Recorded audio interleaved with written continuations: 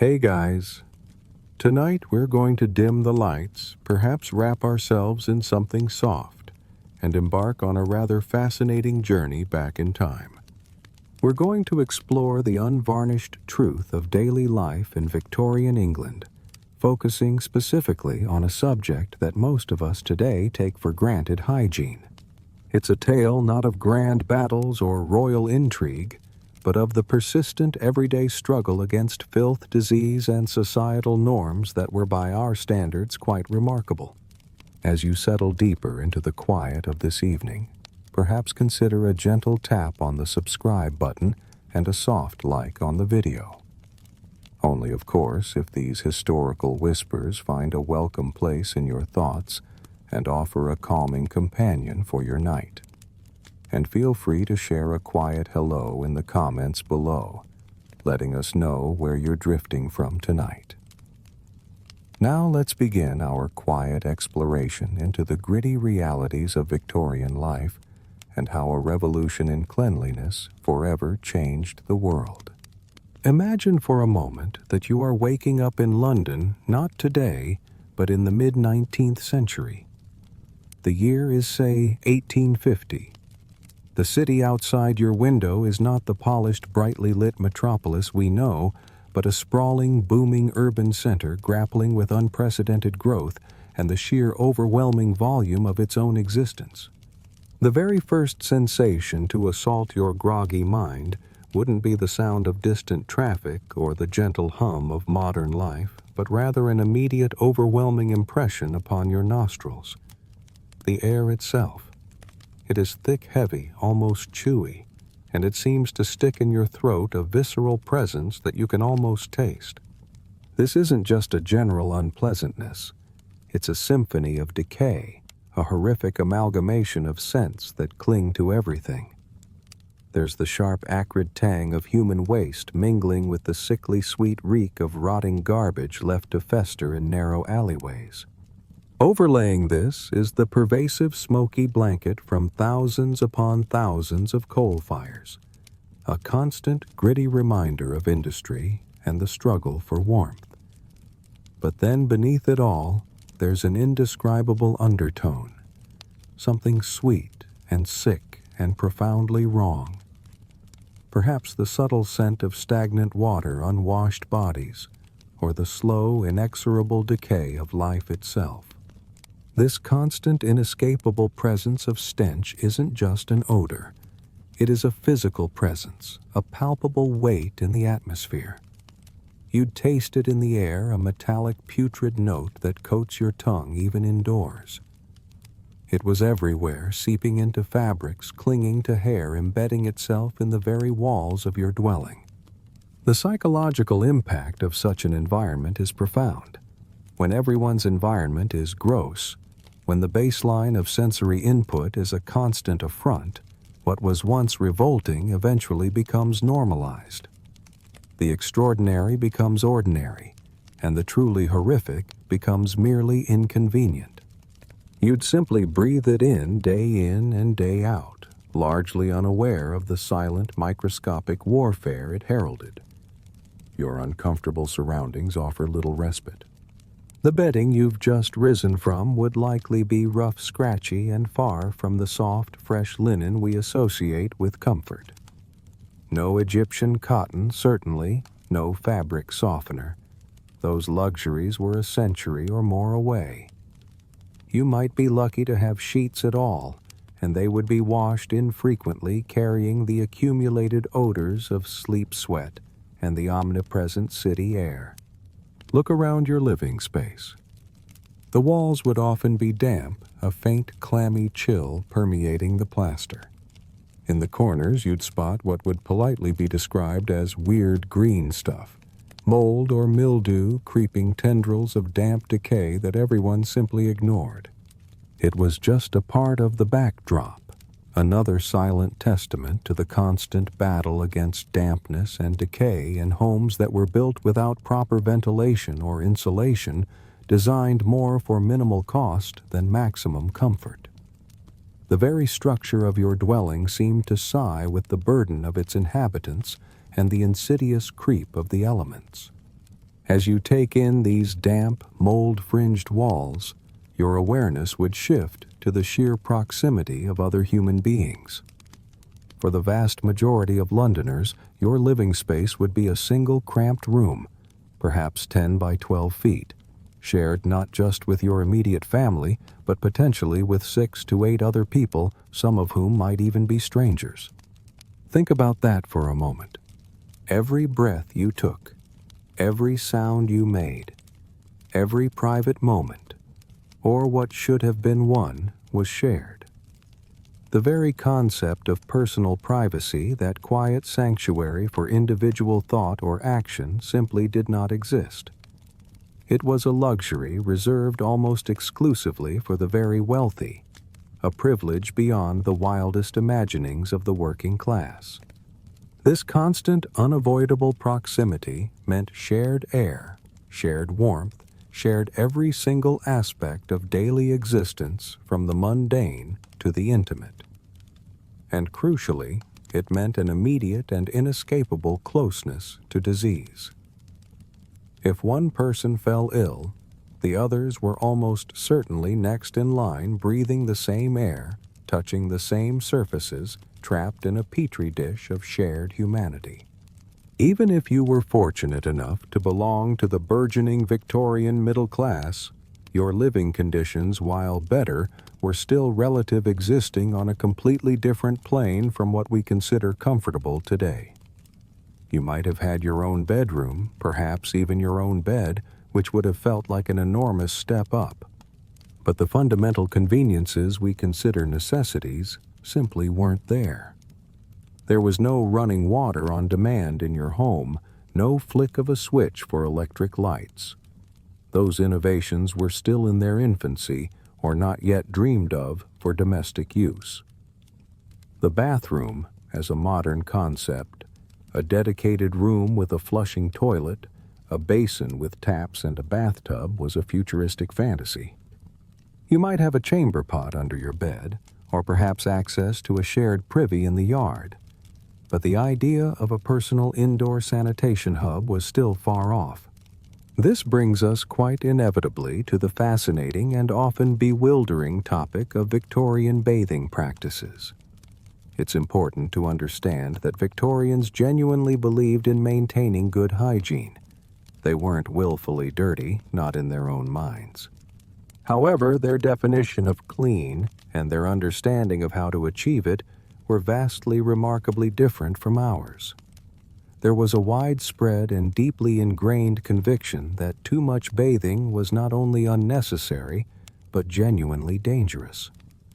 Water, especially cold water, was thought to weaken your constitution, make you sick, or even in the most extreme popular theories, kill you. It was seen as something that opened your pores, allowing disease to creep in, or that somehow sapped your vital energies. So while cleanliness was valued, it was pursued with a cautious, almost fearful reverence for water itself. Given these prevailing beliefs, the infrequency of full baths was to modern sensibilities quite astonishing. Most people, even those who considered themselves fancy or fastidious, would take a full bath only once a week. For the poor, a full immersion might happen once a month, if that. The thought of a daily full bath would have been considered utterly insane, a sign of extreme eccentricity, or perhaps even a direct invitation for illness. It was simply not done. The logistics alone, with no running water and the need to heat large quantities of it over a fire, made it a monumental undertaking. Instead, the primary method of cleaning for the vast majority of Victorians was the sponge bath ritual. This was a daily or semi-daily, depending on circumstance, affair, focused quite meticulously on the important bits. You would address your face, hands, armpits, and let's be delicate, your naughty bits. Everything else waited for that rare, scheduled full bath. The process itself involved standing in your bedroom, perhaps behind a privacy screen, if you were lucky, or simply in the open if space was truly limited. You'd have a wooden washstand upon which sat a ceramic bowl and a pitcher of cold water. Hot water on demand was, as mentioned, effectively magic. So you'd pour a small amount of cold water into the bowl, dip a cloth or sponge, and methodically spot clean the designated areas. This was less about feeling truly clean and more about maintaining a baseline of presentability, a quiet acknowledgement of the daily grime without inviting the supposed dangers of too much water. It was a practical compromise in a world that fundamentally misunderstood its own relationship with health and cleanliness. Even for the most affluent Victorians, bathing remained a limited affair, though certainly more luxurious in its execution than the sponge bath.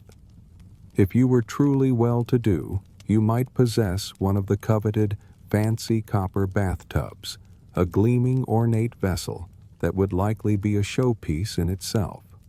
But unlike today, where you simply turn a tap and hot water flows endlessly, the process of filling this grand tub was an immense labor-intensive undertaking.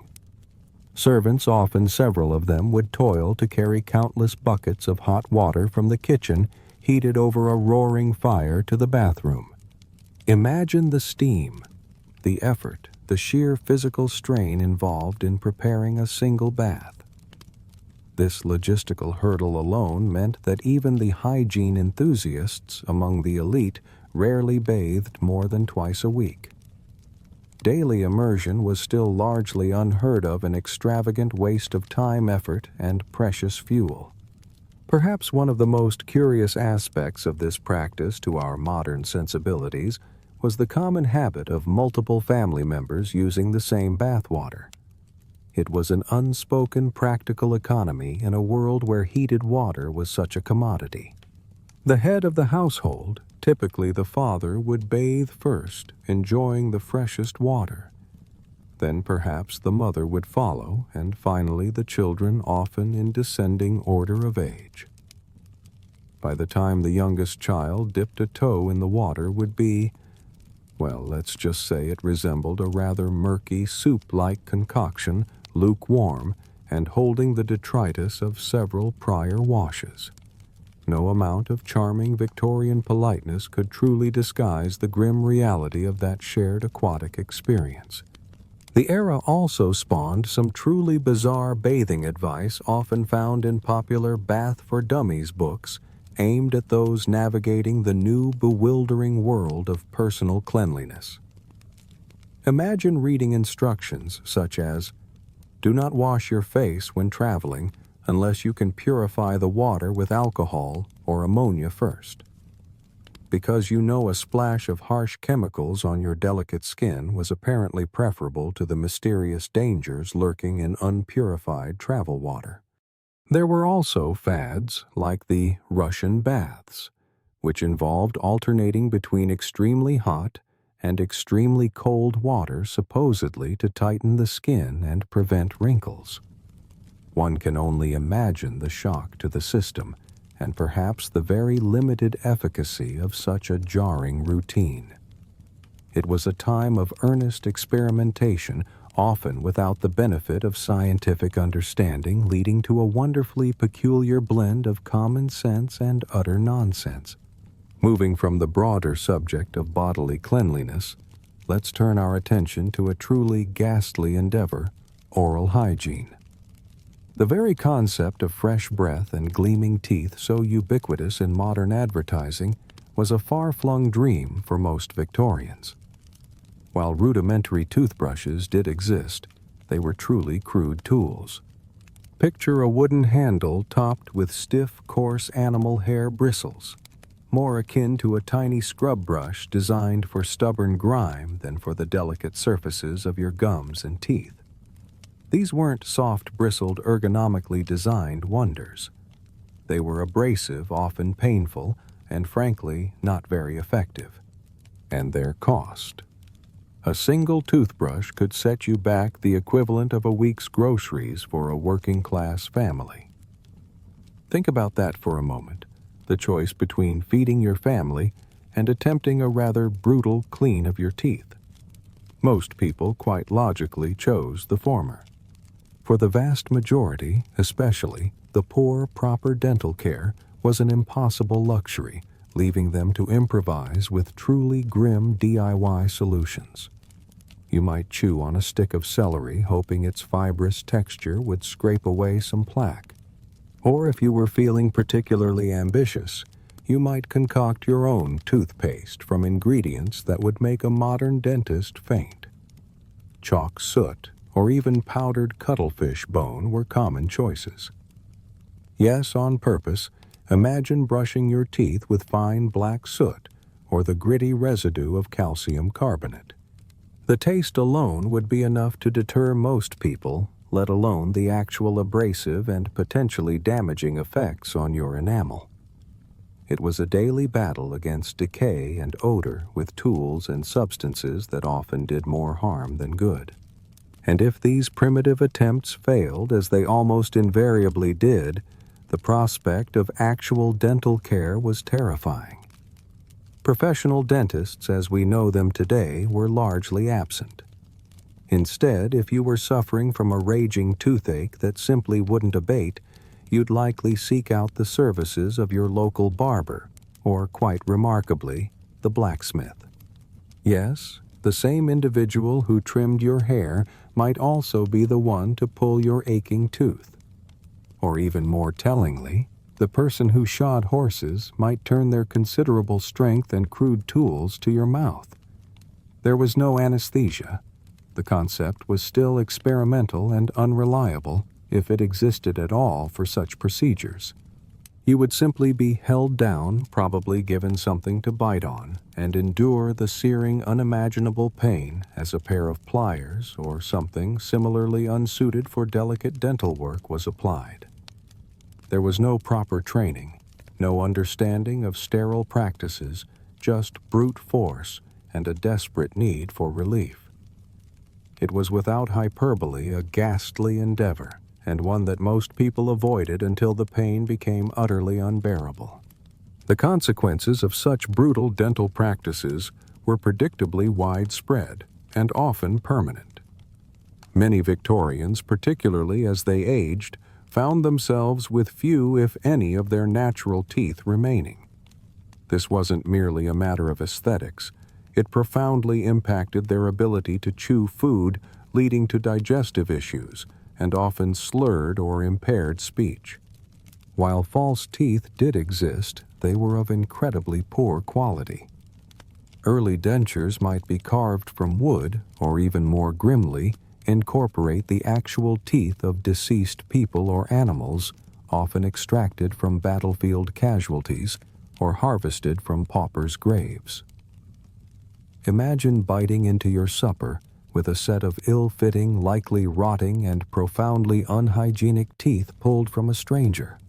George Washington's famous and famously uncomfortable dentures, for instance, were a combination of human teeth, animal teeth, and carved hippopotamus ivory, a testament to the poor state of dental prosthetics, even for the most influential figures of an earlier era. Such was the grim reality of oral care, leaving many to simply endure toothaches until extraction was unavoidable, or to live out their lives in a state of quiet, constant discomfort. Now let's consider hair care, an aspect of Victorian hygiene that was simultaneously unwashed and remarkably elaborate. For both men and women, washing one's hair was an infrequent affair, perhaps once a month if you were diligent, or even less often for many.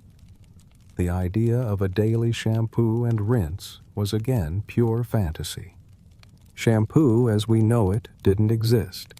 Instead, people experimented with various homemade concoctions. Women might work egg yolks into their scalps, believing it would add shine and cleanse. Vinegar, black tea, rum, or even rosemary were also pressed into service, each offering its own unique promise of cleanliness or fragrance. The rinsing process was equally rudimentary, pitchers of water poured over the head, often without the benefit of a warm flow. You can imagine the resulting interesting smells that would emanate from hair treated with eggs tea or stale rum, only to be left unwashed for weeks on end. The air itself, remember, was a tapestry of odors, so perhaps one's own hair contributing its subtle bouquet was less noticeable in the grand scheme of things. For women, this infrequent washing was compounded by the fashion of elaborate piled-up hairstyles that could take hours to construct and were often maintained for weeks at a time. These towering structures, often achieved with the aid of horsehair padding wireframes and copious amounts of pins, were then heavily treated with oils and pomades to hold them in place. The problem: these oils, when left undisturbed and exposed to the elements and the body's natural warmth, would inevitably go rancid. The end result was hair that, after a few days, might subtly begin to smell like rancid fat, a rather unpleasant buttery decaying odor that would hover around the wearer. To add to this, sugar water or beer were sometimes used for setting curls, creating a sticky residue that, combined with the oils, pomades, and facial powder, gradually formed a stiff, almost impenetrable helmet effect. This was a testament to patience and dedication to fashion, but certainly not to cleanliness. For the wealthiest women who could afford wigs, not the elaborate powdered rococo wigs of the 18th century, but still substantial hairpieces, another layer of complexity was added. These towering structures, often adorned with feathers, ribbons, jewels, or even miniature ships. Yes, miniature ships were incredibly hot and heavy, and almost inevitably they became a perfect breeding ground for lice and other unpleasant insects. Maintaining these elaborate wigs required specialist attention, as they couldn't simply be washed at home. They were expensive, uncomfortable, and often led to scalp infections due to the lack of air circulation and proper cleaning underneath.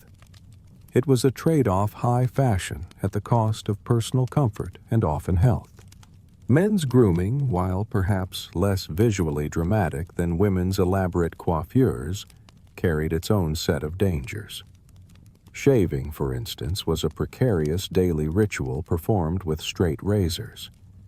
These were incredibly sharp exposed blades with no safety features whatsoever. A slip of the hand could lead to a nasty cut, or worse.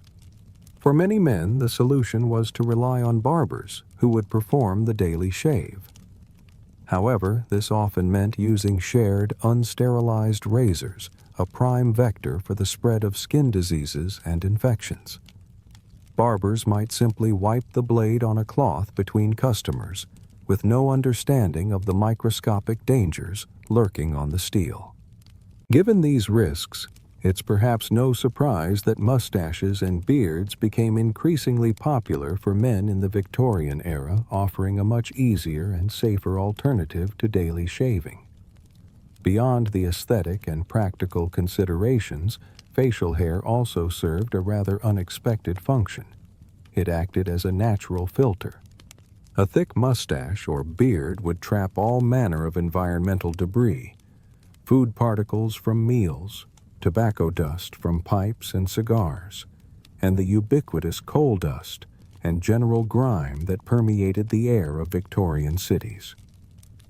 It was a silent, rather unhygienic testament to the polluted environment, and one can only imagine the odors that would accumulate in a well-established beard after a week of absorbing the city's various effluvia, offering a rather unique olfactory experience to anyone who got too close. Beyond the personal rituals of bathing and hair, there was the Herculean task of laundry and clothing, a constant back-breaking struggle against the grime of daily life. The very notion of a washing machine was still a futuristic dream, meaning everything, absolutely everything, had to be done by hand. For the vast majority of households, wash day was not a quick load or two. It was a full, grueling day of labor that could literally consume every waking hour. Imagine scrubbing, rinsing, and wringing heavy, soiled fabrics, often in cold water, for 12 or even 14 hours straight. It was an exhausting, physically demanding ordeal that left little time or energy for anything else. As a result, laundry was not done daily or even every few days. It was an infrequent event, perhaps once a week, if you were incredibly lucky and well-resourced, but often far less frequently for poorer families with garments going weeks between washes. Soap. The essential tool for this arduous task was surprisingly expensive. It wasn't the readily available mass-produced commodity it is today. Manufacturing processes were still developing, and ingredients were costly. This economic reality forced Victorians to become incredibly resourceful, or perhaps desperate, in their stain treatment and odor removal. For oil stains, chalk might be rubbed into the fabric to absorb the grease. For blood or grass stains, kerosene, a volatile and flammable substance, might be applied. A rather risky endeavor, one imagines. And for general odor removal, or perhaps just to lighten fabrics, milk was sometimes used, its gentle acids supposedly helping to break down grime.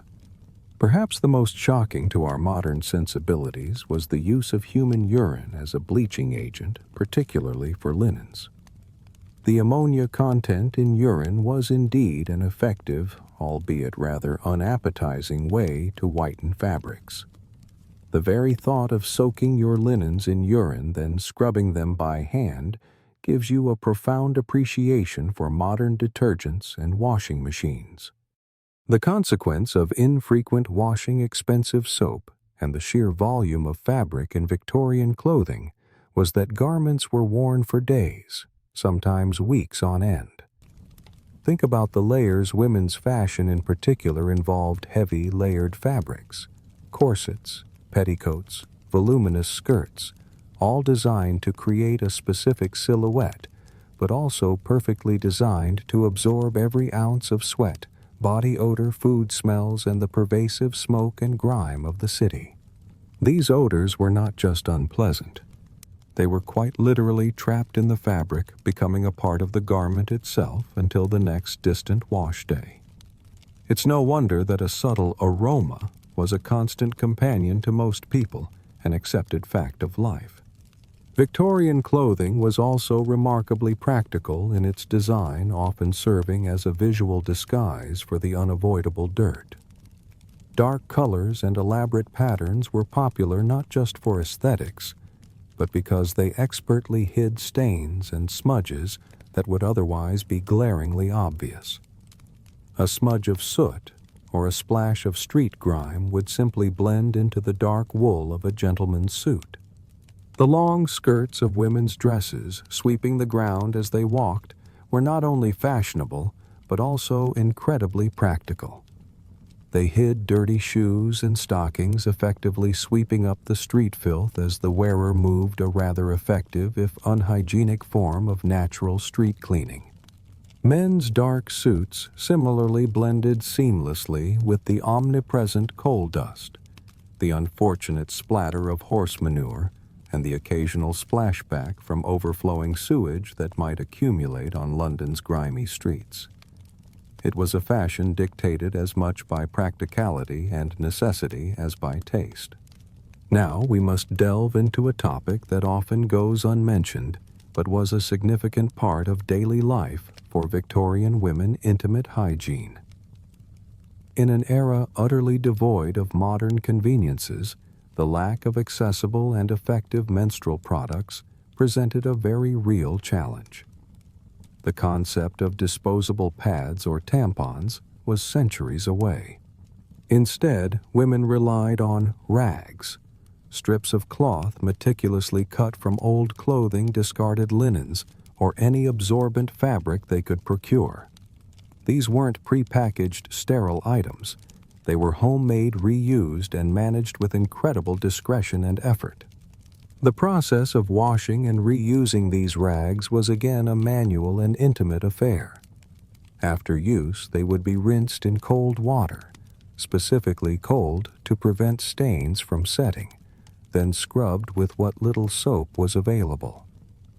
Once cleaned, they had to be hung to dry often indoors and in discreet locations such as bedrooms, attics, or basements to avoid scandal and preserve privacy in a society that preferred to pretend such natural bodily functions simply didn't exist.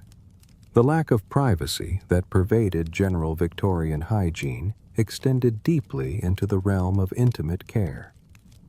For wealthy women, the burden of managing these rags often fell to their servants, leading to an uncomfortable reality where intimate personal details became grist for household gossip, a subtle but persistent erosion of dignity.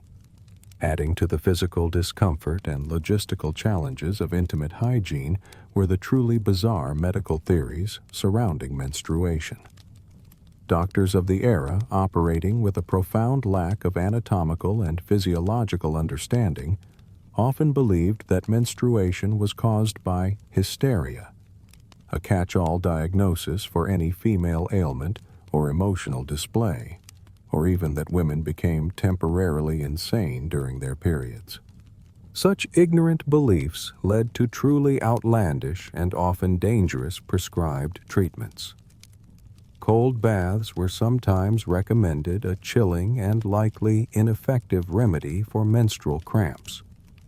Bloodletting, already a common and ill-advised practice for various ailments, might also be applied. And perhaps most horrifyingly, doses of mercury, a highly toxic substance, were occasionally prescribed for cramps, unknowingly leading to brain damage, kidney failure, birth defects, and a host of other devastating side effects, all in the name of treatment. Progress in this area was excruciatingly slow. The first disposable products began to appear only in the late 1800s, but they were crude by today's standards, often just cotton wadding or thick, bulky pads held in place with belts. Crucially, they were also expensive, limiting access to all but the most affluent women. For the majority, rags remained the standard practice well into the 20th century. It was a gradual, incremental shift not only in product availability, but more significantly in societal understanding. The slow, painful realization that menstruation was a normal biological process, rather than a moral failing or a sign of mental illness, took generations to take root. This societal ignorance and discomfort highlight the profound lack of basic knowledge about the human body that permeated even seemingly enlightened Victorian society. Perhaps no aspect of Victorian life better illustrates the monumental challenge of hygiene than waste management, or rather, the stark absence of any organized system. London in the mid-19th century was effectively an open sewer city. With a rapidly swelling population of 2 million people, the sheer volume of waste generated daily was incomprehensible, and there was simply no organized garbage collection or street cleaning to manage it. So what happened to all that rubbish? People simply threw their garbage directly into the street. It would sit there festering, rotting, attracting swarms of flies in the summer, and becoming a sludgy, unspeakable mess in the rain. Rats, of course, thrived in this environment, scurrying through the refuse constant companions to the human inhabitants. Human waste disposal was an even more egregious problem. Chamber pots, those ubiquitous bedroom companions, were used indoors for nighttime needs. Their contents were then routinely emptied directly into the streets, casually tossed from windows, or deposited into shared backyard privies, essentially glorified holes in the ground shared by multiple families. For wealthier homes, an even more insidious problem lurked beneath cesspools.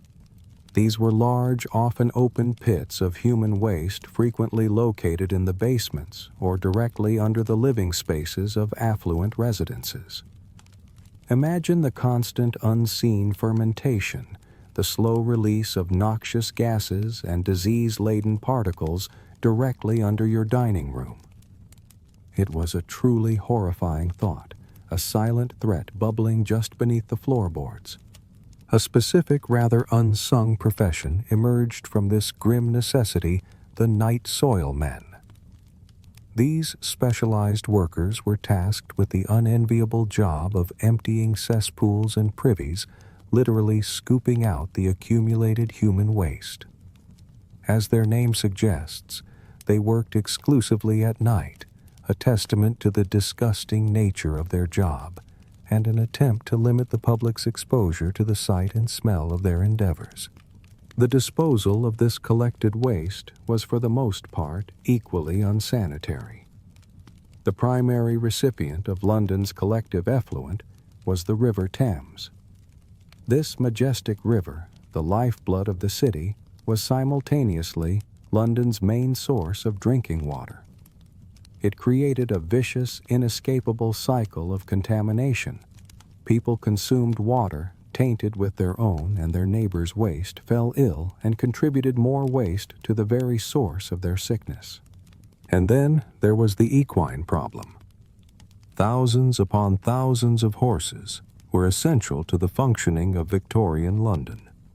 They pulled carriages for the wealthy, hauled goods in wagons for merchants, and drew the omnibuses that transported the masses. Each horse, on average, produced approximately 35 pounds of manure daily. Multiply that by tens of thousands of horses, and you have an astonishing, almost unimaginable quantity of organic waste accumulating in the streets. When it rained, this manure transformed into rivers of nastiness, a foul brown current flowing along the gutters. In dry periods, it pulverized into fine dust, creating clouds of unsanitary pathogenic particles that were inhaled with every breath. The city was quite literally drowning in its own refuse, animal and human alike, a testament to unchecked growth and a profound lack of public health infrastructure. Amidst this pervasive squalor and the constant threat of illness, Victorian medicine was, by our modern standards, a chaotic and often terrifying landscape. Doctors, while often well-intentioned, lacked fundamental understanding of disease causation. Their treatments were largely based on a process of educated guessing, often informed by centuries-old theories that had little basis in reality. This meant that many of the common practices of the time were not only ineffective, but actively harmful, exacerbating the very conditions they were meant to treat. It was a medical frontier, and the inhabitants of Victorian London were often the unwitting test subjects. One of the most prevalent and damaging practices was bloodletting. The prevailing medical theory held that many illnesses were caused by an excess of bad blood or imbalanced humors within the body. To correct this perceived imbalance, doctors would literally drain blood from patients. This could be done through various methods, making cuts with a lancier, applying leeches to draw blood, or using suction cups. Whether the ailment was a simple headache, a broken leg, or a serious fever, bloodletting was often the go-to treatment. Imagine being weakened by illness, and then having precious blood drained away, further compromising your body's ability to fight infection. It was a practice that by its very nature actively harmed the patient, creating a cycle of illness and treatment that often proved fatal. Another wonder drug of the era responsible for untold misery and suffering was mercury. Yes, mercury, the very element we now know to be a potent neurotoxin. It was prescribed for an astonishing range of ailments: syphilis, depression, constipation, teething, pain in infants, and seemingly anything else a doctor couldn't immediately diagnose. The irony was that mercury treatment often induced symptoms that mimicked or worsened the original condition. Its side effects included brain damage, kidney failure, birth defects if administered to pregnant women, tooth loss, and severe tremors. So a patient seeking relief from depression might find themselves afflicted with tremors and cognitive impairment, caught in a vicious cycle of poisoning and new symptoms. It was a frightening testament to the era's ignorance of toxicology. Opium, too, played a significant and deeply problematic role in Victorian medicine. Its pain-relieving and sedative properties were well known, and it was readily available over-the-counter in various forms, most famously as laudanum, an alcoholic tincture of opium, or in commercially produced elixirs like Mrs. Winslow's soothing syrup. These were routinely given to adults for pain anxiety and sleeplessness, but alarmingly, they were also very commonly administered to babies and young children. For infants suffering from colic teething pain or general fussiness, a dose of opium-based syrup was a common, albeit devastating, solution. This widespread use led to a massive silent epidemic of opium addiction, particularly among the poor and the vulnerable, creating a generation dependent on the very substance that was slowly poisoning them. Surgery, even more so than internal medicine, was a terrifying prospect. Without effective anesthesia until the very late Victorian period, and even then its use was unpredictable and dangerous. Most surgical procedures were performed with the patient fully conscious. Imagine being held down, experiencing searing pain and terror as a surgeon with crude instruments attempted to operate. And the risk of infection was astronomically high. Doctors did not wash their hands between patients, nor did they sterilize their instruments. It was not uncommon for a surgeon to examine a corpse to determine the cause of death, then proceed directly to operate on a living patient without so much as wiping their hands. Hospitals intended as places of healing were often more dangerous than staying-at-home breeding grounds for post-operative infections like sepsis. It was a stark, grim reality where the cure was often as dangerous as the disease. Primitive dentistry, as we've touched upon, was a source of immense suffering. Most people simply endured agonizing toothaches for as long as humanly possible. When extraction became unavoidable, it was often performed by barbers or blacksmiths using crude pliers or specialized unhygienic tools. There was no local anesthetic, no gentle pulling, just a forceful, often brutal removal of the offending tooth. The high risk of infection, the immense pain, and the lack of proper aftercare meant that many Victorians lived with the fear of dental problems throughout their lives, or ended up toothless and suffering the related consequences. It was a grim picture, a society constantly battling itself and its environment with rudimentary tools and a profound lack of scientific understanding, a constant struggle for basic health and comfort in a world that seemed determined to conspire against it.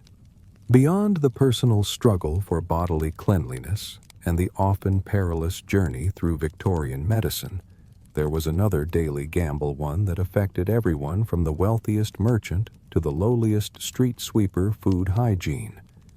The most fundamental challenge was the complete absence of refrigeration as we know it today.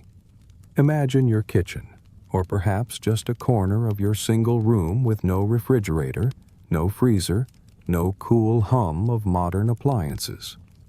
Food, particularly perishable items like meat, milk, and fresh vegetables, was simply kept at room temperature. This meant that anything fresh began spoiling almost immediately, a race against the clock and the pervasive heat of a London summer or even the mild dampness of winter. While iceboxes did exist, they were incredibly expensive, a luxury afforded by very few, and even then, they relied on constantly replenished blocks of ice which were themselves a commodity. This dire lack of refrigeration forced Victorians to employ what we would now consider truly questionable preservation methods, each with its own set of compromises. Heavy salting was a common approach, particularly for meat. Chunks of beef or pork would be packed in enormous quantities of salt, drawing out the moisture and inhibiting bacterial growth. The result was often meat that was mummified, incredibly tough and significantly less nutritious, its natural flavors obliterated by the sheer mineral content. It was sustenance, certainly, but far from a culinary delight. Think of it as nature's original exceedingly chewy jerky, but without the benefit of careful flavoring or modern processing. Smoking was another popular method involving curing meat over wood smoke for days or even weeks. This process, while effective in preserving the meat, infused it with a deep, often overpowering smoky flavor, creating something akin to a charcoal-flavored jerky. While tasty in small doses, a steady diet of such heavily smoked provisions carried its own long-term health risks, unbeknownst to the Victorians, as the carcinogenic compounds from the smoke slowly accumulated in their bodies. Then there was pickling, a method applied with astonishing zeal to almost everything imaginable: vegetables, eggs, and even meat, all submerged in vats of vinegar or brine. It was an effective way to prevent decay, but it transformed the texture and taste of the food entirely, making everything taste vaguely acidic and uniform. Variety, in the modern sense, was truly a luxury. The harsh reality was that much of the food consumed was already going bad. It was a matter of necessity, not preference. If a cut of meat started to turn green, the green bits would simply be cut off, and the rest would be heavily spiced and cooked. Milk that had curdled was not thrown out. It was often transformed into cheese or some other dairy product. Bread with a visible patch of mold. The mold was simply cut away and the rest consumed. This created a generation of people with what we might jokingly call iron stomachs, their digestive systems hardened by constant exposure to borderline spoilage. It was a daily act of defiance against microbial invasion, a testament to human resilience, and a rather alarming indifference to the subtle signs of decay. Adding to this precarious situation was the complete lack of safety oversight in the food industry. There were no expiration dates stamped on packages, no health inspectors making rounds to ensure cleanliness, and certainly no understanding of bacteria or the mechanisms of foodborne illness. People got sick, constantly experiencing bouts of vomiting, diarrhea, and fever, but they rarely connected these ailments to the food they had eaten. Instead, the blame was assigned to the prevailing bad air, or miasma theory, evil spirits, or simply bad luck. It was an invisible enemy, and without the scientific knowledge to identify it, there was no way to combat it effectively. The idea that a microscopic organism in your food could fell you was a concept light years beyond their comprehension. This means that the food you ate was truly a daily gamble, a roll of the dice with your health. The supply chain was riddled with opportunities for contamination and fraud. Milk, a staple for many, especially children, was frequently watered down to increase profits, and that water often came directly from the contaminated River Thames. Imagine giving your child a glass of milk that was effectively diluted with raw sewage. A horrifying thought that was a daily reality. The lack of baby formula meant infants were often given contaminated cow or goat milk, leading to tragically high rates of infant mortality from severe digestive illnesses, a silent scourge that decimated young lives. Beyond the dilution, the kitchens themselves were often breeding grounds for contamination. Uncleaned knives used for various tasks without proper washing led to cross-contamination, moving pathogens from raw meat to prepared vegetables or bread. Cutting boards were rarely sanitized, harboring unseen dangers. The very act of preparing a meal was fraught with risk, a constant dance with unseen microbial threats. The working conditions for many Victorians further exacerbated the problem of food hygiene. Factory workers, often toiling in cramped, poorly ventilated spaces, would eat their meager lunches surrounded by an unsettling array of industrial pollutants. Soot from machinery, harsh chemicals used in manufacturing processes, oil, and even toxic fumes like lead dust or mercury vapor would saturate the air and settle on everything, including their food. Imagine trying to eat a dry piece of bread while the air around you shimmered with metallic dust.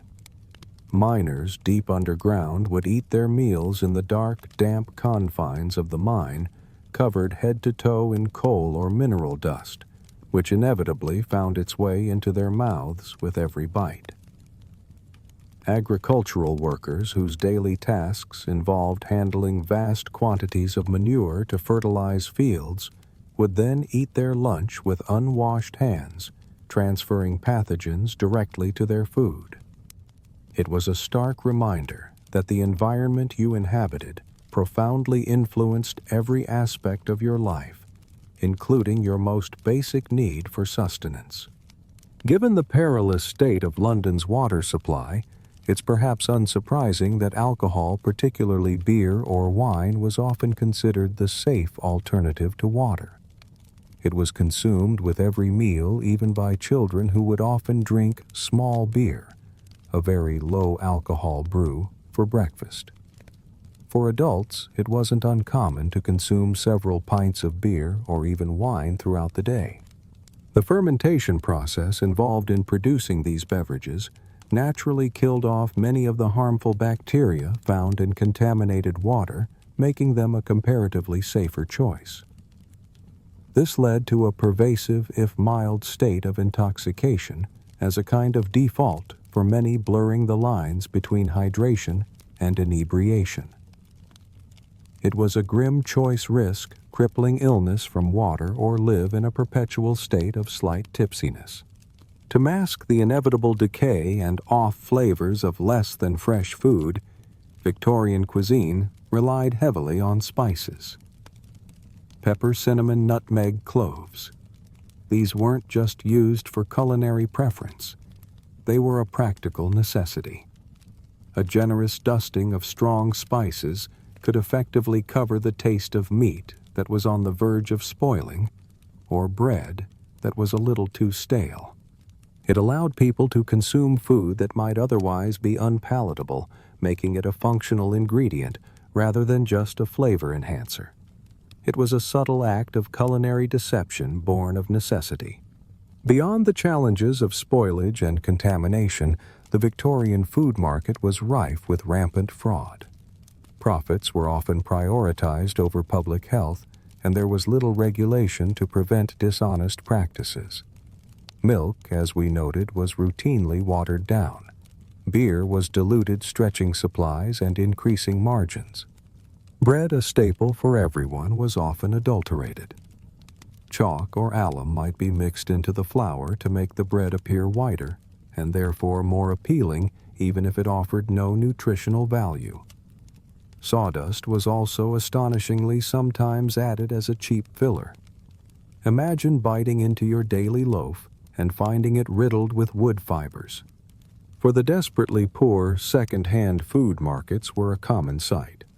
Here, bruised, rotting, or past prime items would be sold at rock-bottom prices.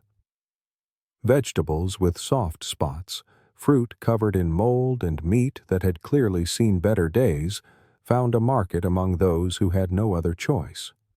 And then there were the street vendors, a ubiquitous part of the urban landscape. They would sell their wares from open carts exposed to the elements, to dust, and to flies. Mystery meat pies, often made from dubious ingredients, would sit attracting insects. Their contents a genuine enigma to the buyer. It was a system of buyer beware on a grand, dangerous scale, with no way for the average person to test what they were eating or ascertain its safety. Every meal was a gamble, every bite a potential risk. This daily struggle for basic safe sustenance permeated every social stratum, though it was most acutely felt by the poor. The idea of food safety as an inherent right or even a concept was a long, arduous journey away, forged out of persistent suffering and eventual scientific enlightenment. This constant, multifaceted assault on basic hygiene and public health reached its undeniable peak in London during the summer of 1858, an event famously dubbed the Great Stink. Before this pivotal moment, London's rapidly mounting crisis was a slow-motion disaster, years in the making. The city's population had exploded, reaching an astonishing 2 million people by the 1850s, a staggering number for the time. This unprecedented growth completely overwhelmed London's antiquated and utterly insufficient waste disposal systems. The old ways, chamber pots, backyard privies, and the subterranean horrors of cesspools, were simply not designed to cope with the sheer volume of effluent produced by so many inhabitants. They were overflowing constantly, their contents frequently seeping into cellars, backing up into residential streets, or most crucially being dumped directly into the River Thames. The Thames, the very artery of London, played a dual and tragically contradictory role in the city's life. On one hand, it was the primary dumping ground for virtually all of London's human and industrial waste. Every day, countless tons of raw sewage industrial effluent from factories and the accumulated filth of millions flowed directly into its waters. On the other hand, simultaneously, the very same river remained a main source of drinking water for a significant portion of the populace. Imagine for a moment drawing your drinking water from a river that was at the same time serving as the city's primary open sewer. This direct, unfettered contamination created an inescapable cycle leading to constant devastating outbreaks of waterborne diseases like cholera and typhoid, which swept through the population with terrifying regularity.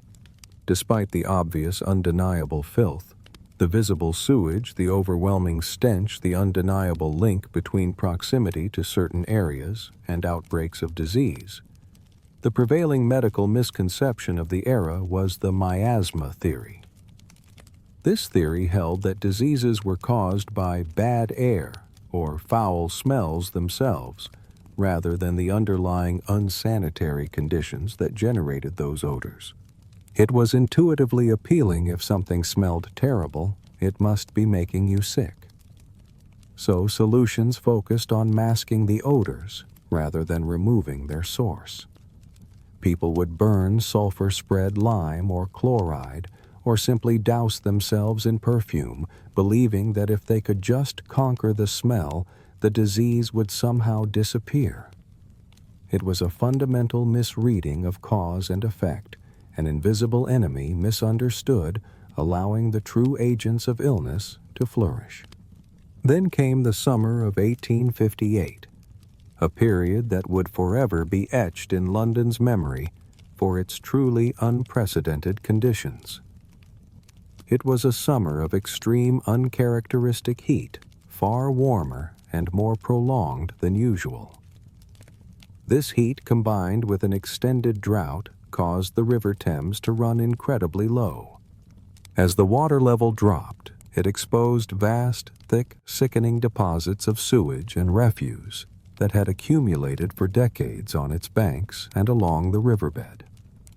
The lower water level and the intense heat acted as a perfect, horrifying incubator, accelerating the decomposition and fermentation of this waste to an unimaginable degree.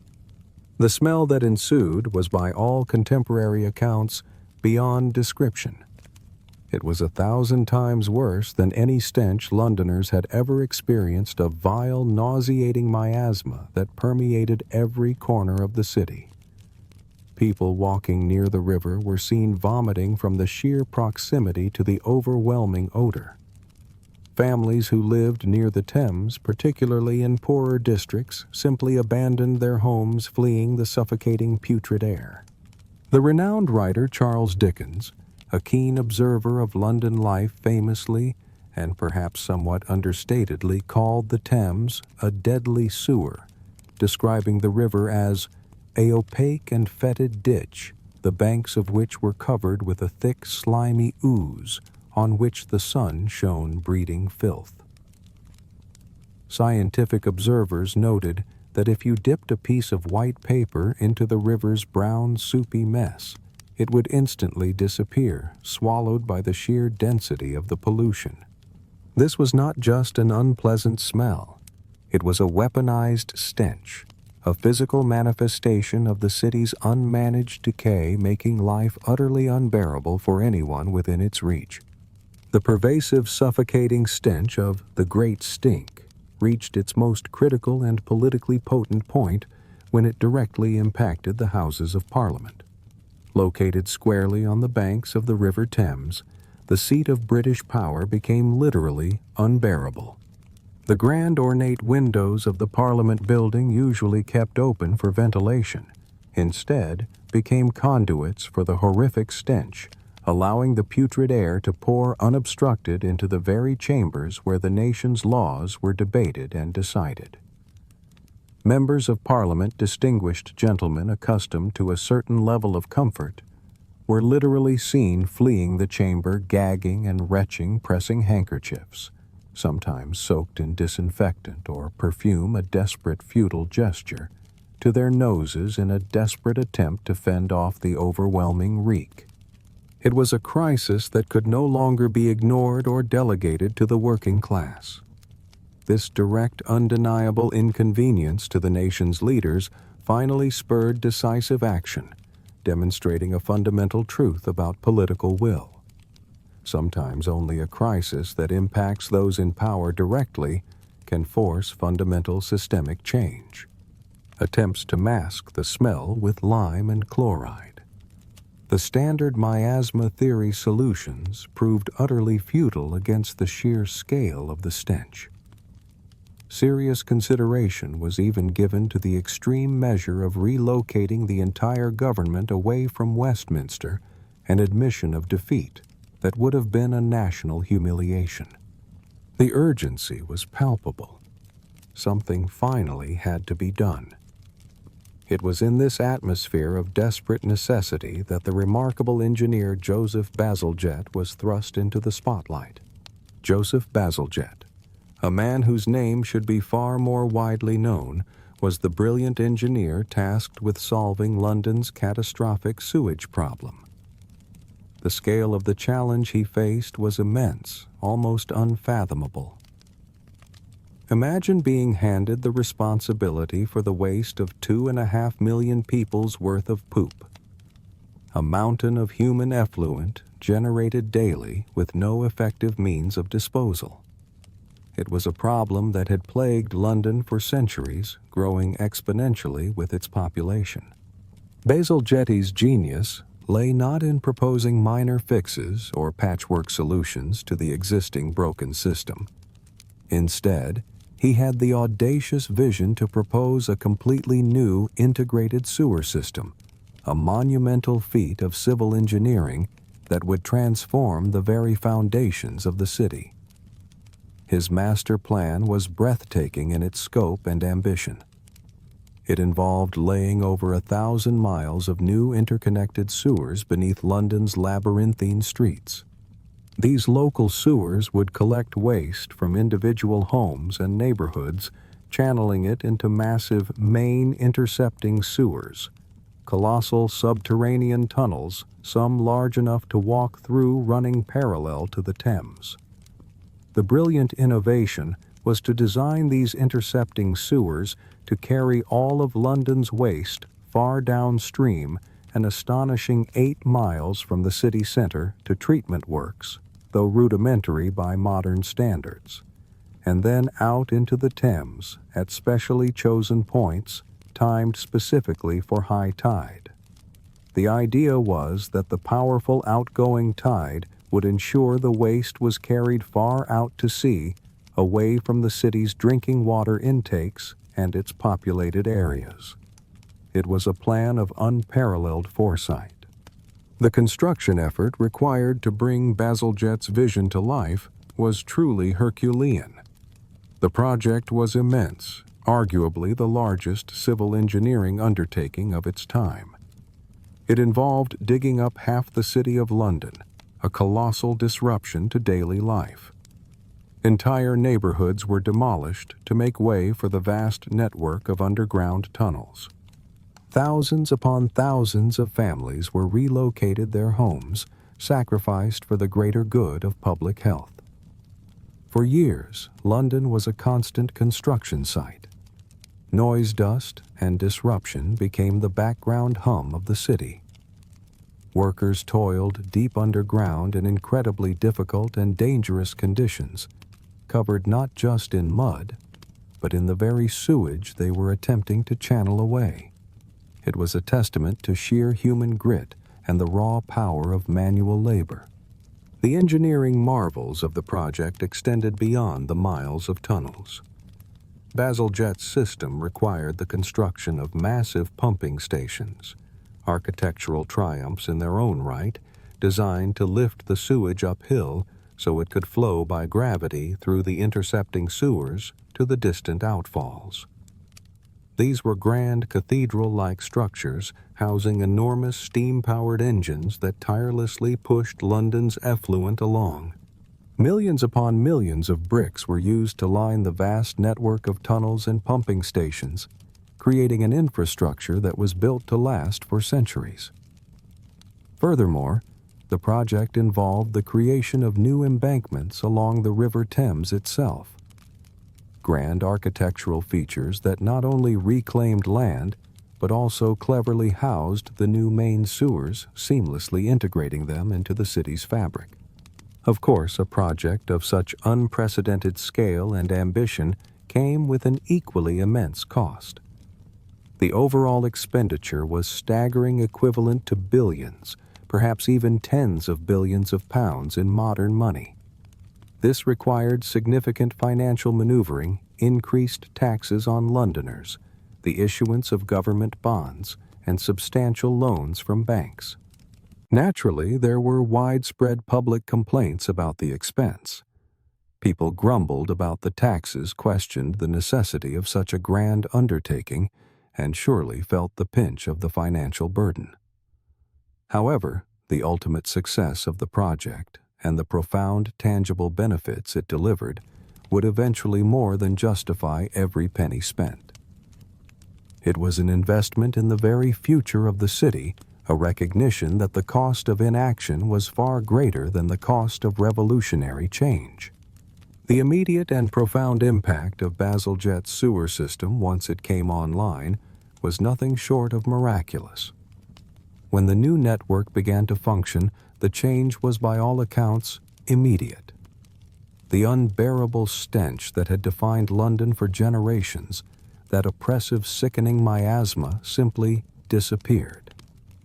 It wasn't a gradual fading, it was a sudden, dramatic cessation. The River Thames, once a deadly sewer, began to run visibly cleaner, its surface no longer a thick brown soup. It was a transformation that defied prior experience, a visible and olfactory testament to human ingenuity. More significantly, the medical impact was equally, if not more, profound. Cholera outbreaks, which had ravaged London with terrifying regularity, became less frequent, then largely ceased. Typhoid rates, another devastating waterborne disease, plummeted dramatically. People stopped dying from illnesses that were entirely preventable diseases that had been perceived as an inevitable part of urban life, a cruel lottery of fate.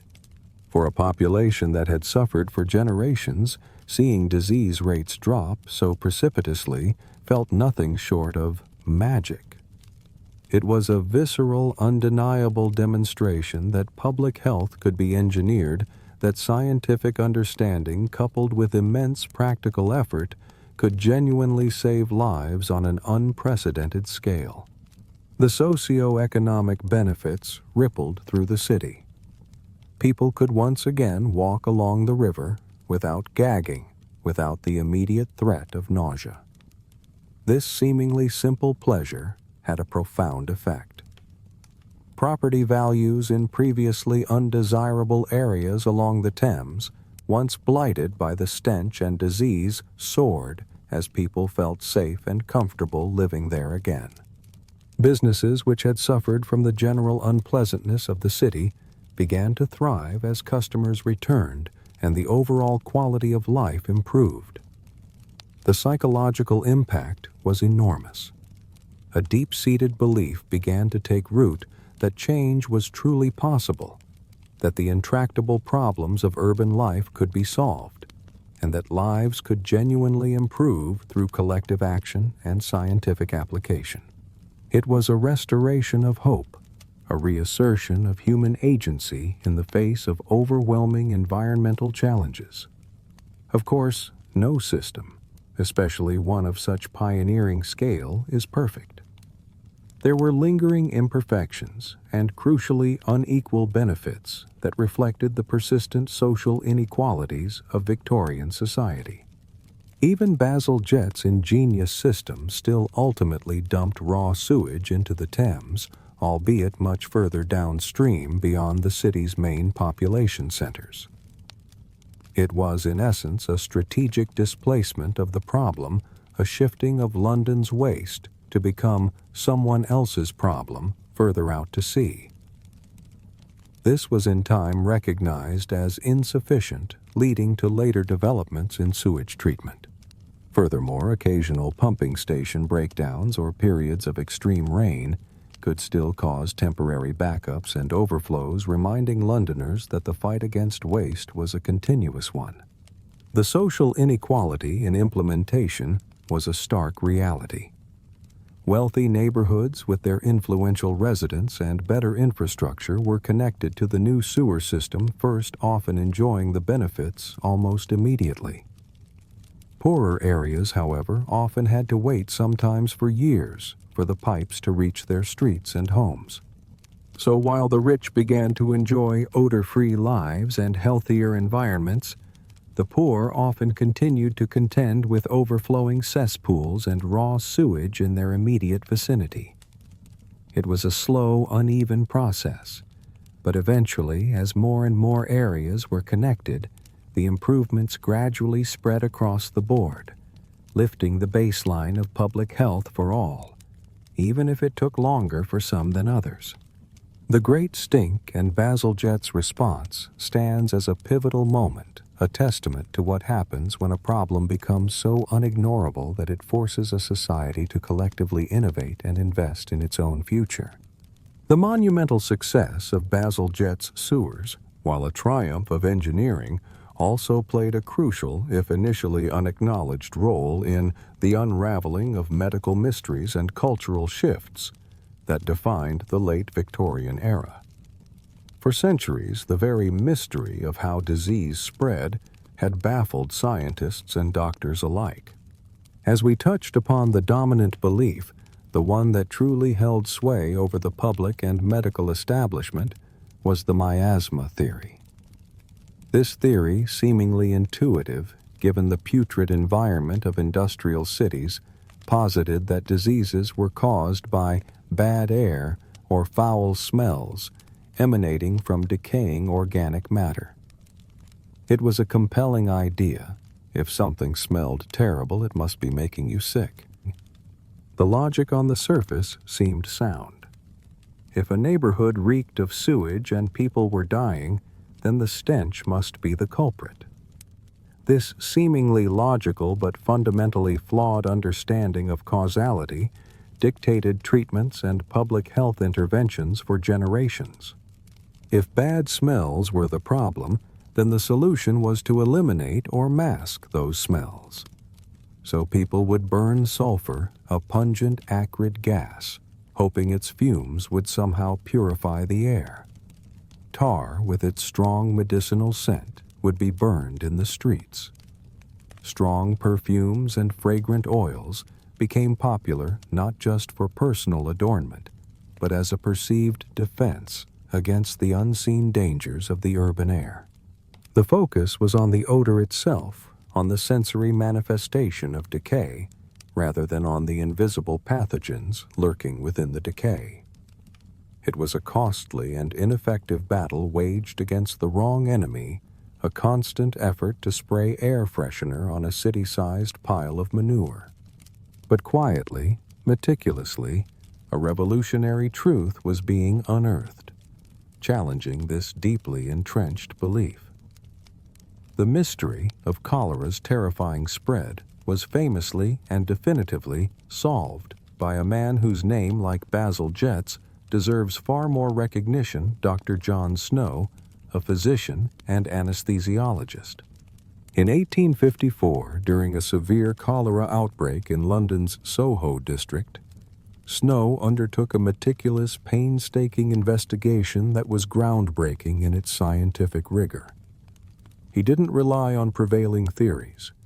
He relied on observation data and mapping. He painstakingly interviewed residents, mapping the incidence of cholera cases street by street, house by house.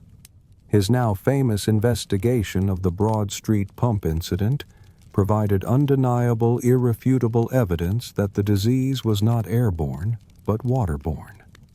He noticed that nearly all the cholera victims drew their water from a specific public pump on Broad Street, while those who drank from other sources, or from a brewery whose employees drank only beer, remained largely unaffected. Snow proved through sheer empirical data that people were getting sick from drinking sewage-contaminated water, not from breathing the bad air around them. He literally traced the outbreak to a single point of contamination. A leaky cesspool near the pump had allowed cholera-infected waste to seep into the well. This was a direct head-on challenge to the established medical consensus of the miasma theory, a frontal assault on centuries of accepted wisdom. Imagine the resistance, the disbelief from a medical establishment that had built its entire understanding of disease on the concept of bad air. Initially, Dr. Snow's theory was met with skepticism, if not outright dismissal by the powerful medical establishment. His ideas were considered crazy, a fringe notion from an eccentric doctor.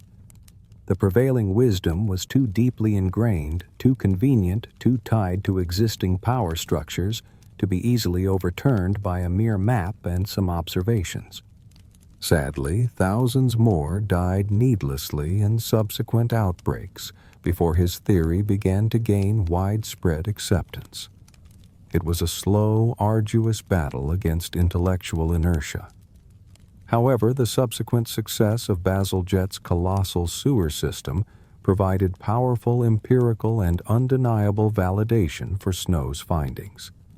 When the sewers came online and London's cholera and typhoid rates plummeted, the connection between removing sewage and reducing disease became starkly clear, even if the explicit link to germs wasn't immediately obvious to everyone.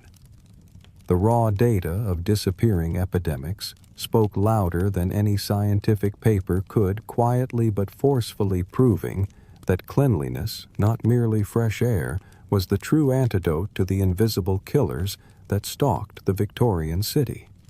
The empirical evidence from London's plummeting disease rates, a silent testament to Snow's insights, began to open doors for the burgeoning field of microbiology.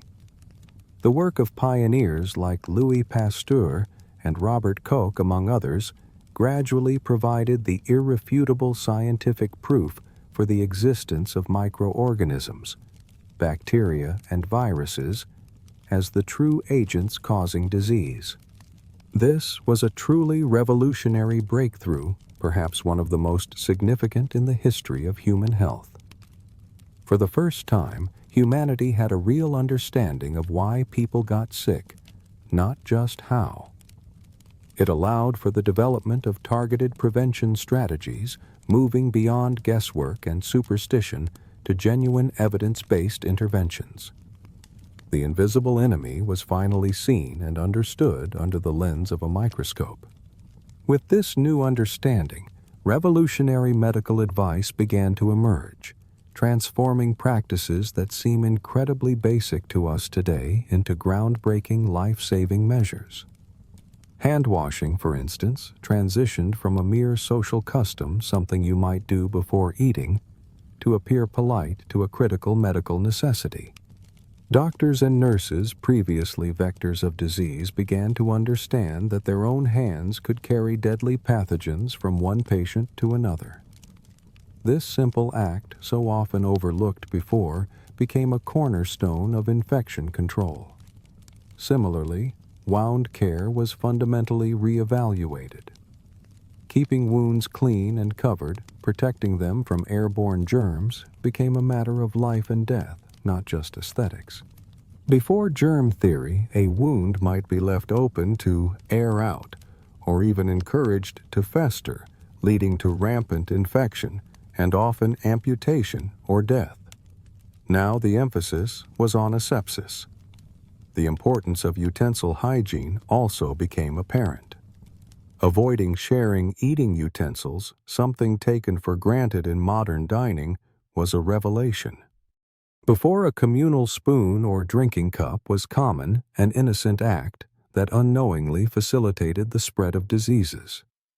And the proper storage and preparation of food from the farm to the table was finally understood to literally save lives. The fight against contaminated milk, adulterated bread, and spoiled meat could now be waged with scientific precision rather than blind hope. These concepts, which are so ingrained in our daily lives today that they seem like common sense, were truly groundbreaking at the time, fundamental shifts in how people viewed their bodies, their food, and their environment. This new scientific knowledge also initiated a profound transformation of hospitals.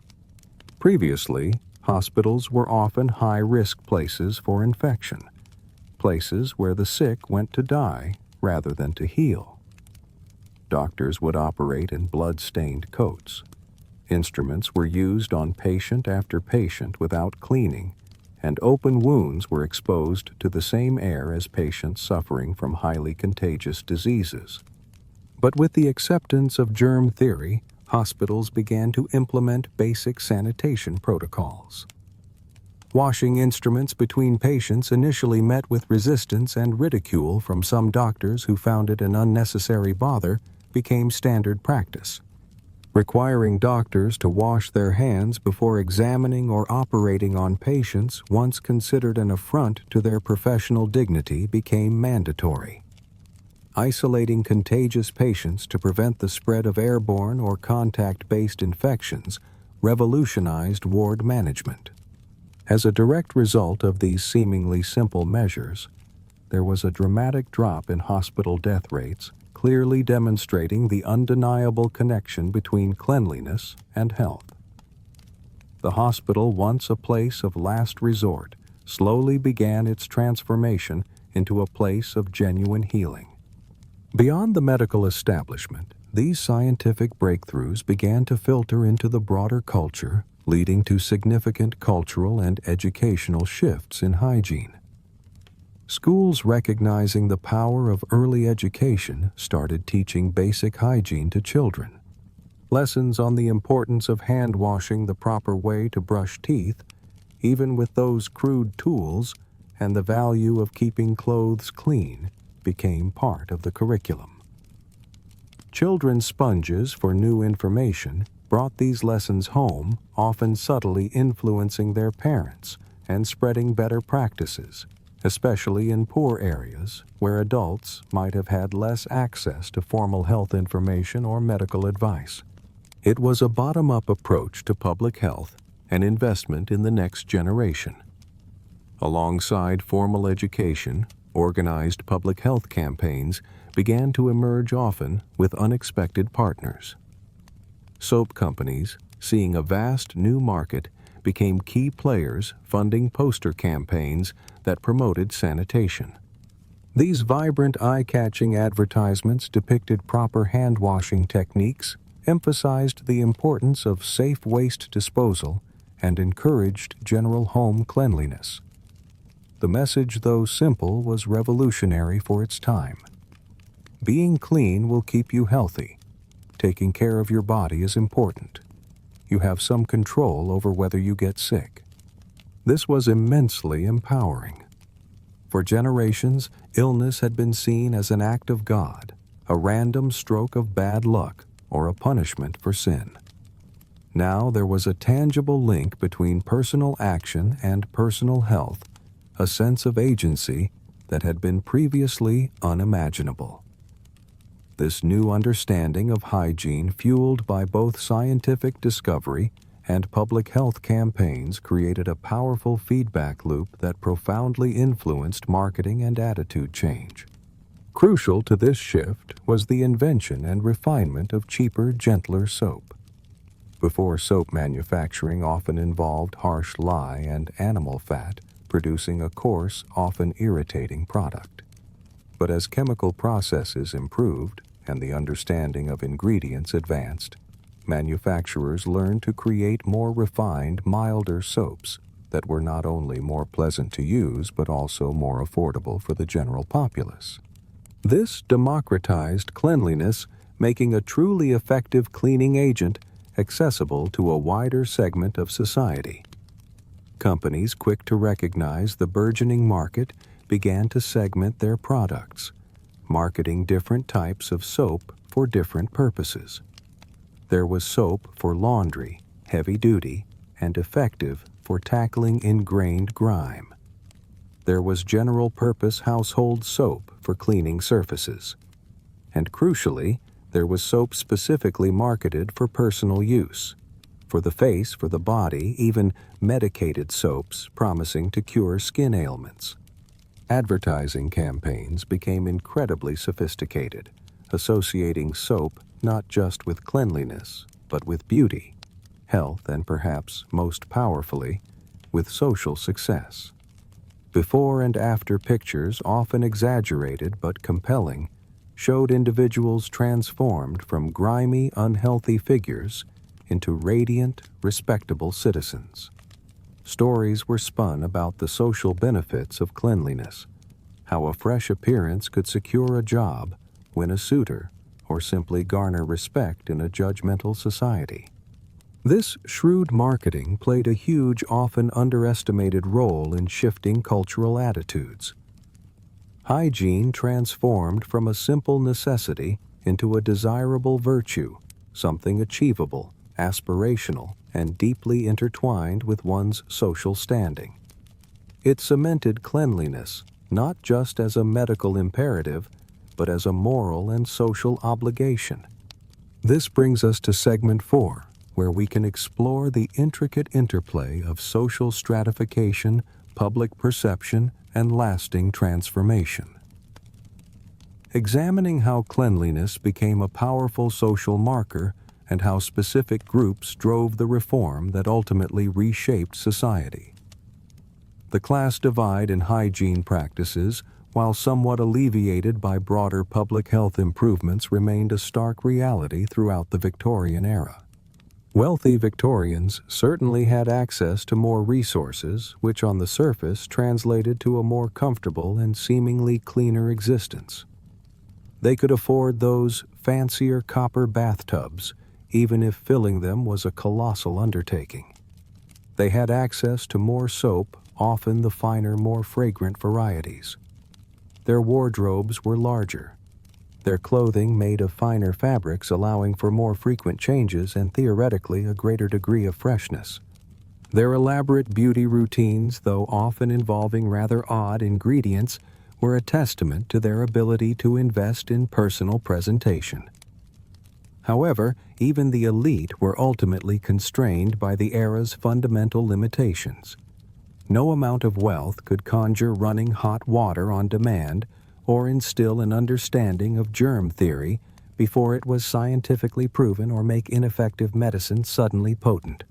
Their cleanliness, while superior to the working class, was still relative to modern standards and often involved a significant compromise outsourcing the dirty work. This is where the paradox of servants becomes truly evident.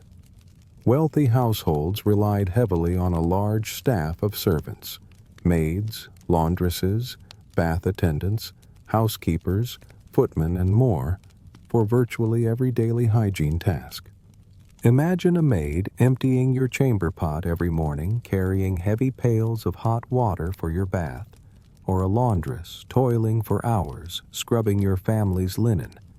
These tasks, physically demanding and intimately connected to the body's less glamorous functions, were the bedrock of elite comfort. The irony, and indeed the quiet tragedy, was that the very servants who maintained the employer's cleanliness were often themselves dirtier. They lived in vastly different conditions, cramped, often unsanitary servants' quarters, sharing beds, lacking proper washing facilities, with little time or resources for their own personal hygiene. Their lives were a relentless cycle of labor, leaving little energy or opportunity for the kind of personal care they provided to their employers. A servant might maintain a perfect front-facing appearance, perhaps a freshly pressed uniform, impeccably gloved hands, or meticulous hair and manners. But their own bodies, hidden beneath their work clothes, often lacked basic care. They were the invisible engines of Victorian comfort, their own struggles against grime, a silent testament to the deeply stratified society they inhabited. For the vast majority, the plight of the poor was a stark counterpoint to even the compromised cleanliness of the wealthy.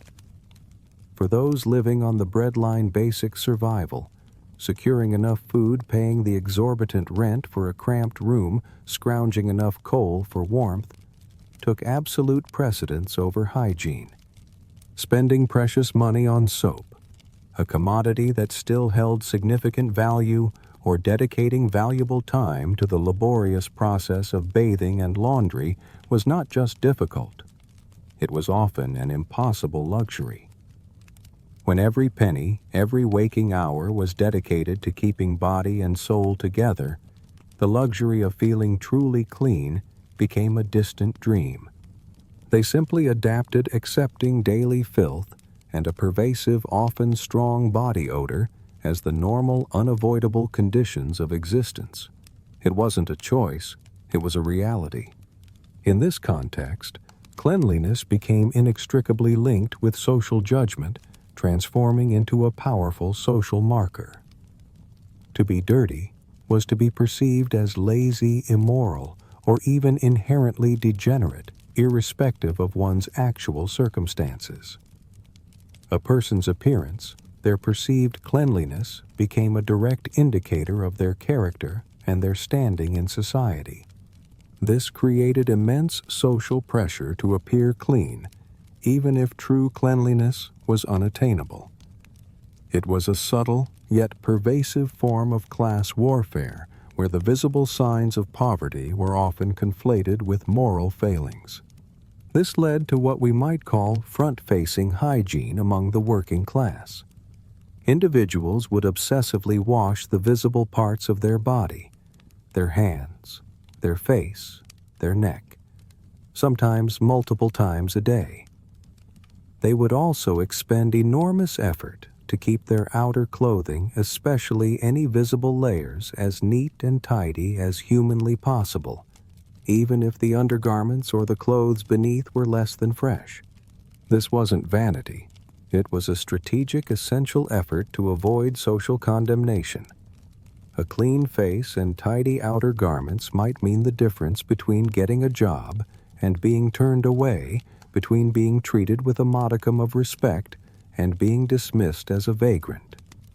It was a societal performance, a daily act of presenting a respectable facade to the world, even if the rest of their person remained unwashed and their living conditions were a constant battle against grime.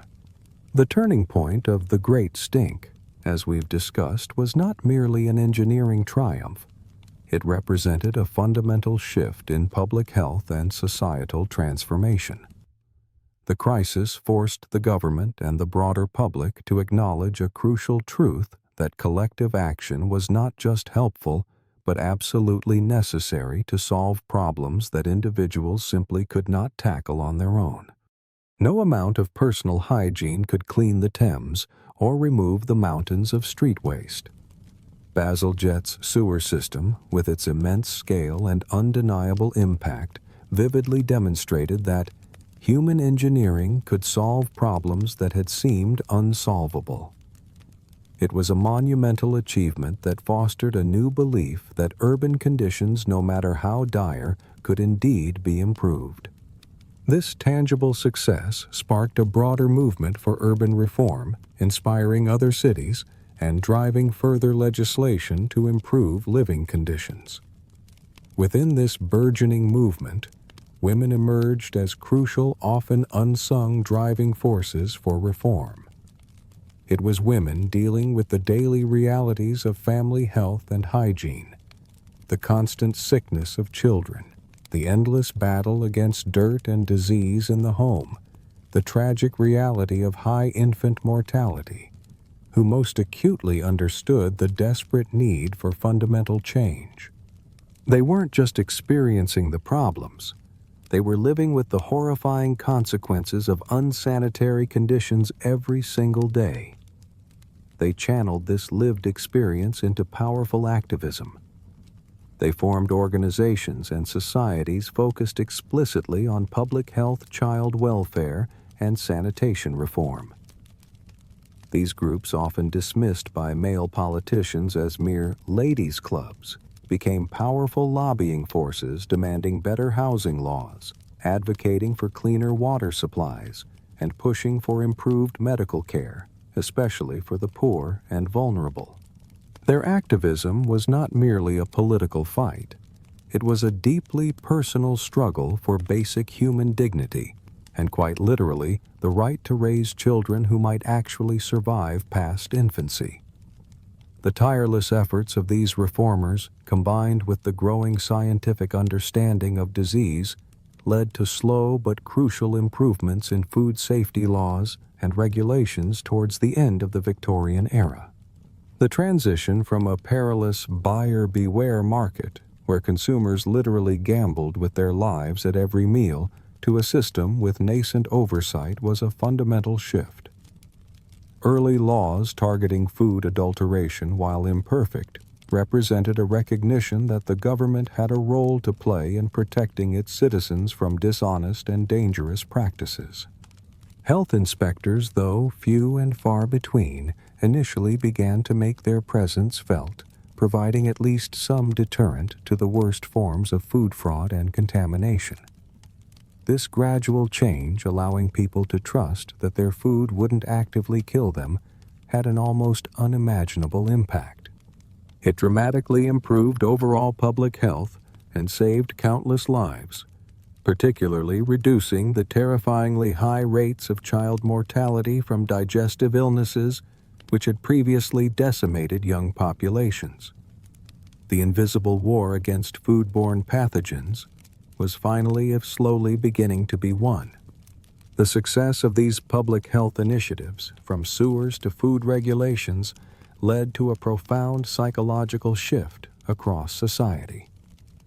For generations, people had accepted their terrible living conditions as an immutable fact of life, an inevitable consequence of urban existence, or simply divine will. But the tangible evidence of improvement, the disappearing stench, the plummeting death rates, made it clear that change was not only possible, but achievable through human agency and collective effort. This sparked a newfound demand for better living conditions. People began to actively campaign for better housing, for cleaner streets, for safer working environments in factories and mines. The expectation of squalor began to be replaced by the expectation of basic decency and health. For the first time in generations, parents could realistically expect their children to not only survive infancy, but to grow up healthier and live longer lives than they themselves had. This belief in progress and the power of human ingenuity to overcome seemingly insurmountable challenges, and the implicit understanding of the right to health, became a fundamental human right shaping societal expectations for generations to come. Much of the legacy of the Victorian hygiene revolution is ironically invisible to modern eyes, precisely because it works so well. We take for granted the intricate network of sewers beneath our feet, the clean water that flows effortlessly from our taps, the regular collection of our garbage, and the fundamental food safety regulations that protect us from dangerous pathogens. These systems, the very bedrock of modern urban life, are direct descendants of the Victorian pioneers' vision and labor. We rarely stop to think about the complex infrastructure that allows us to live in comfort and health simply because it functions seamlessly. A silent, efficient machine operating beneath the surface of our awareness. It is a testament to the enduring foresight and engineering prowess of those who built it. Despite the immense challenges they faced, the Victorians demonstrated remarkable human adaptability and pride. Living in an environment that was constantly assaulting their senses and threatening their health, they still found ways to maintain a sense of dignity and take pride in their appearance even within their severe constraints. The effort to keep hands and faces clean, to wear the best possible clothing to attempt to maintain pleasant breath, these were not trivial acts. They were small but significant affirmations of self-worth in a world that often sought to diminish it. And beyond the practicalities of hygiene, they still fell in love. Married, raised families found joy in simple pleasures and pursued art, culture, and intellectual endeavors. Life, despite its grimy realities, was still lived with passion and purpose. The Victorian hygiene revolution represents one of the greatest, if often overlooked, public health improvements in human history.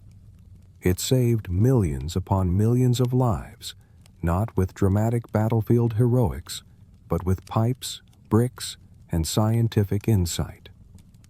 It literally enabled the modern urban life we now enjoy, making cities habitable on a scale that was previously unthinkable. It showed unequivocally that seemingly impossible problems like cleaning a sprawling city of millions could be solved with determination, with the application of scientific understanding, and with the necessary political will to invest in the collective good. The reformers and engineers of this era, many of whom didn't live to see the full long-term benefits of their work, operated with remarkable selflessness and vision, building a healthier future for subsequent generations. Their quiet heroism built a better world, brick by grimy brick. And so, as we reflect on this often unseen side of Victorian life, a deep appreciation for the everyday comforts of modern hygiene settles upon us.